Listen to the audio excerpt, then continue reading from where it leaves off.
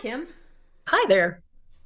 So today I wanted to talk a little bit about parents taking parenting too personally. Yes. Have you Guilty. ever? I think we all are. I think that I mean, Well, like, how can you not though? You're how can human, you not? right? Right. Well, and like, can anything be more personal than these are our kids? These are our Right. babies, Right. right? Um, and I'll be honest, I probably owe my parents an apology. I probably did that thing where you say, I hate to, I'm running away, and Hate you. march I out with wish your you peanut would butter cup. die. Right. Yeah. And I don't remember doing it. So if I did, I'm sorry because I didn't mean it personally. Right. Yeah. It wasn't anything that we was just the heat of the moment. And thank God our parents knew that, you know. Right. I hope. But yeah, I hope so too. Yeah. But there are a lot of people now that do take all of that very personally. That Mm-hmm. they have are like a vested interest in being their child's friend. Yep. Yep. Everything it means like it's so important to them to be the buddy. And that's another thing that I've noticed. I don't know, like if pay attention when you're out people watching, how many of these younger parents are calling their kids buddy? Hey buddy, hey buddy, how you doing? Hey, Mm-hmm. okay. Yeah. So what does buddy mean? Friend. Right. Hey friend. Okay. Yeah. And more, maybe even a more intimate friend than just like acquaintance, but like a personal friend. Right. Well, and like you know, hours and hours spent playing with the children. Mm-hmm. Oh, I never did get any of the household chores done because I had to play with them.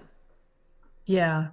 Okay, now it's very important for parents to teach children how to play, Mm-hmm. Mm-hmm. to get them started, and it's very important for parents to play with them, but Mm-hmm. not to the exclusion of everything else. Yeah.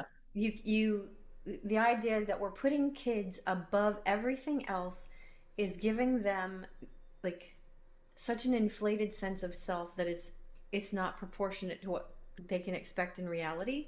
Mm-hmm. That's not what's going to happen in school. That's not what's going to happen at your job. That's not what's going to happen Yeah. in life and relationships.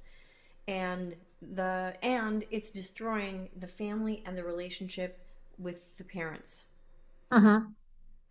Which I'm getting off topic a little bit because I wanted to start talking about taking things personally. So we might go back to that later, but I do want to like try and stay focused. And I know Yeah, for but a long, yeah, there is something to that though. When you are putting the child so high above everything else, you're making it like personal that you're almost setting yourself up for some kind of a drama to play out or some kind of a because you would take it personally if, but I've done everything for you. My whole world revolves around you, and now you're saying you hate me. Now you're mad at me, and so it's almost like the parent is kind of setting up that situation. absolutely, that is really excellent insight. Thank you for keeping me in line with that because you're exactly right.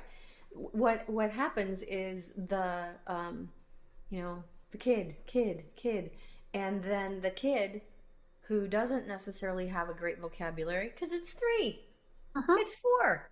uh-huh, It has a uh-huh. 3-year-old vocabulary, right? Yep, That yep, still consists of a lot of screaming and yelling, uh-huh. right?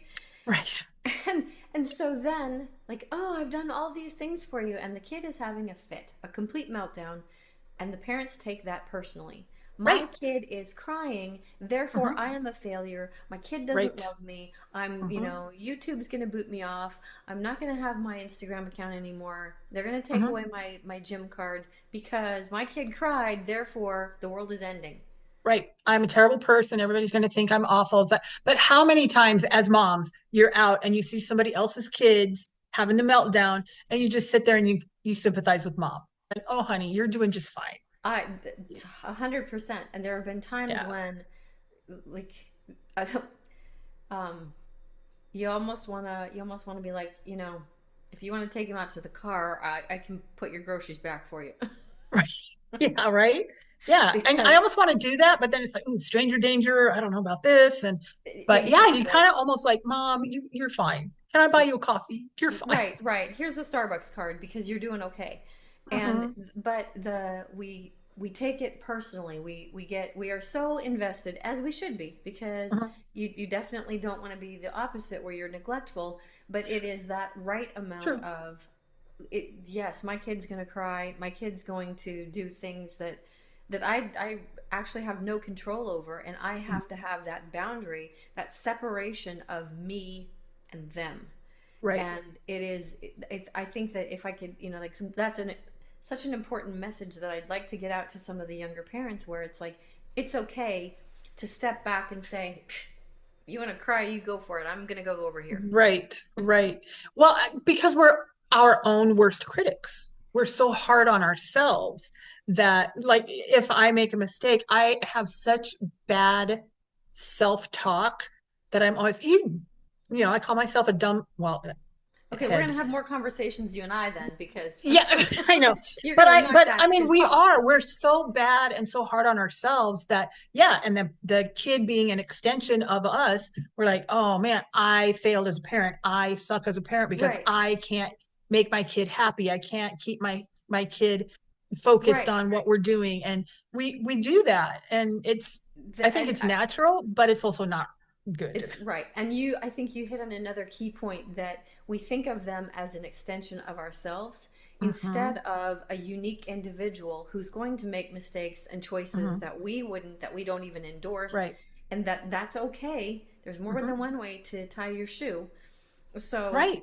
the Right. idea being that, it's perfectly okay to have that separation and not be, it's not personal. Your kid's going to do some boneheaded things, Right. have And nothing to it's do with and you. you didn't tell my child did bonehead things, and it's like every summer he escalated doing something more and more stupid that embarrassed me. And I was like, what is this summer? What adventure am I going to have this summer? And is at some point I have to realize that he is being a bonehead. I know I taught him better, and I'm sure there are parents out there going, "Oh, look at her, her kid's not doing." But I'm like, but you know what? When you sit back and now he's an adult and he's rocking and he's like making more money than any of us ever did, and which is not a measure of No, success, I know, but um, he's very successful in what he's doing right now. And so it's like, yeah, he was a bonehead, and he's got great, albeit questionable, stories that he can tell. He's lived a life, and he didn't, he had adventures and he tried things, and God bless him for, but he was a different person than I am. And at some point you have to realize, like you said, he's not an extension of me. His own person. I'm just here to guide him and to coach him and right, hopefully keep him right. alive from doing his stupid things. And like you were saying, I think it's interesting that, okay, I like to ask this of my clients. Okay, what do we call it when you try to own things that are somebody else's? I call it control complex, but I don't know. What do you call it? Stealing. Oh yeah. Ooh, that's good. I like that. So why, like, if your child is doing something and you're trying to own that, you're Hmm. stealing a learning opportunity from them. Yes.